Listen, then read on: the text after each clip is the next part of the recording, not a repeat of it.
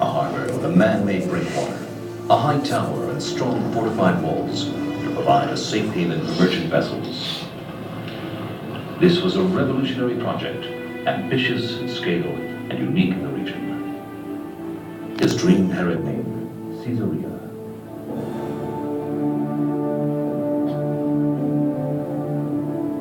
Thousands of workers toiled to make this dream a reality.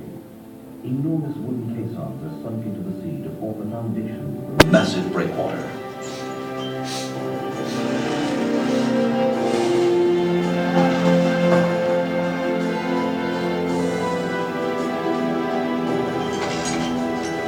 Out of the shifting sands, born both of skill and pioneering engineering techniques, the harbor is taking shape.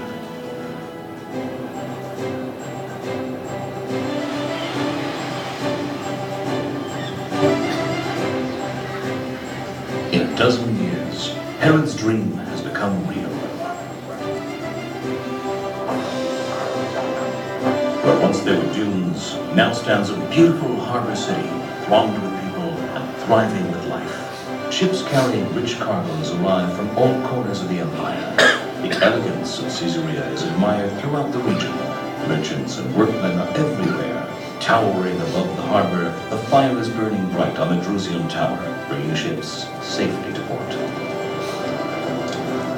To honor his Roman patrons, Herod builds a temple in the harbor front and dedicates it to the goddess Roma and Augustus Caesar. In return, he gains the trust of the Roman Empire, and his reign reaches as far as Syria.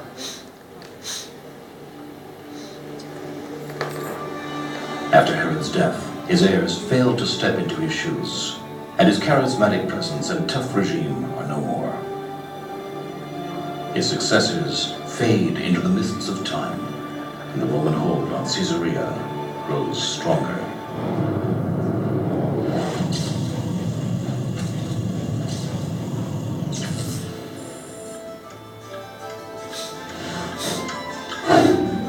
Caesarea becomes the capital of the Roman province of Palestine and headquarters of the Roman governor. The deep-water harbor is a source of income and employment to the flourishing city.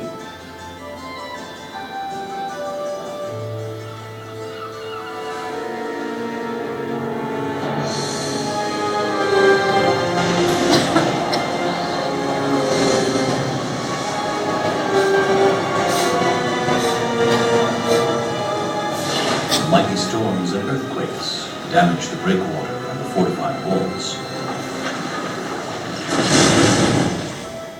Yet the city stands and attracts Jews, Christians, and pagans alike.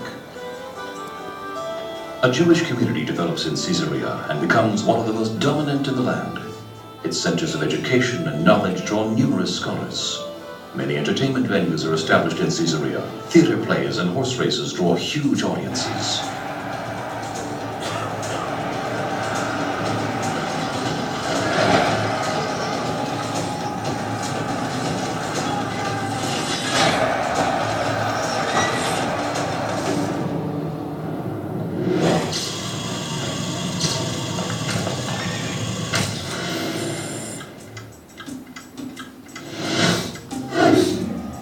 By the end of the 4th century, the Roman Empire collapses, and its place in the east is taken by the rising Byzantine Empire.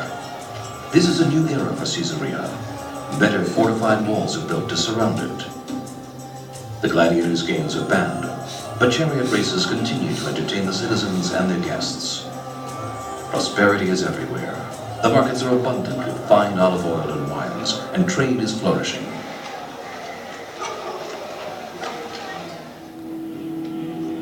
Christianity becomes the official religion of the Byzantine Empire.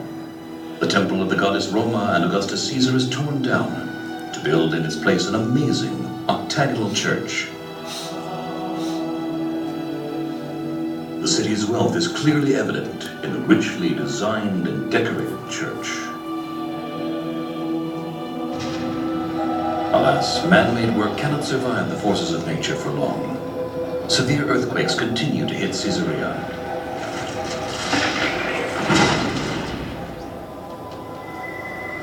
Gradually, the breakwater's foundations deteriorate and the harbor is flooded.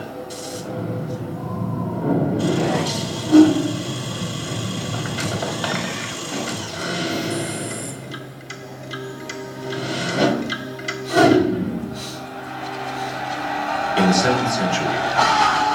After many battles and a 7-month siege, Byzantine Caesarea, which was one of the most prosperous and fortified cities in the land, falls to the Muslim hands.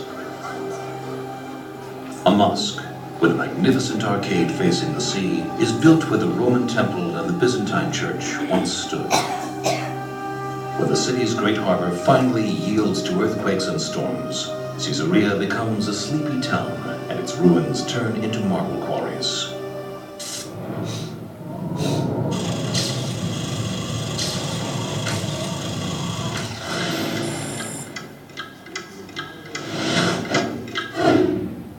In the 12th century, once again the tides of war are upon Caesarea.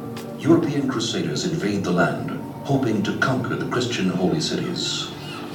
From the struggle of war, Caesarea emerges to be rebuilt. A new quay is built in the harbor, and impressive crusader walls surround the reviving city.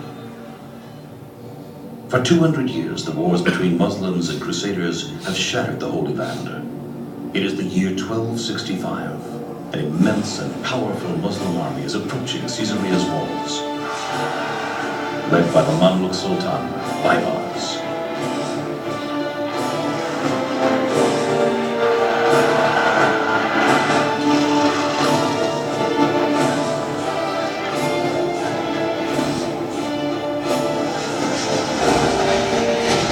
After 3 days of battle, Baybar soldiers break into the city, spreading havoc and destruction.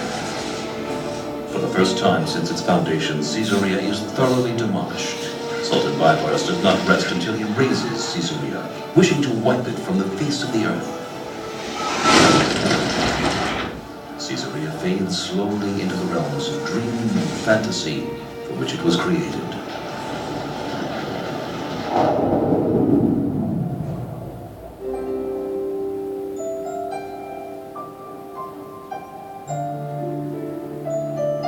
But the legend of Caesarea does not end here.